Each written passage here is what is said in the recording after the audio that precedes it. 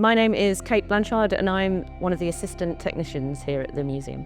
Installing and designing and assisting with anything that happens inside the space at the museum. So that can be anything from building to helping to move the artefacts into position. I've made a load of book stands for the shop. We try and use recycled materials as much as possible. So a lot of the bits that we make are from excess wood from wild that's currently in at the moment. So I've been putting together different book stands for that.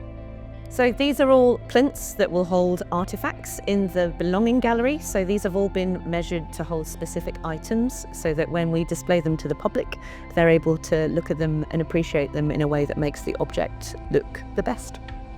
I think one of the most interesting things about this role is there's not a lot of female identifying people that actually work with tools a lot and kind of use saws and things like that. So I empower any kind of people out there that have an interest in it to come and have a go.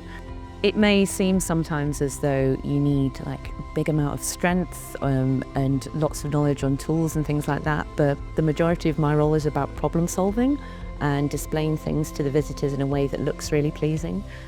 So I empower everyone, you know, if you've got a little bit of interest in woodwork or anything like that, this is where your career could lead you, and you could make up stuff like this, which is amazing.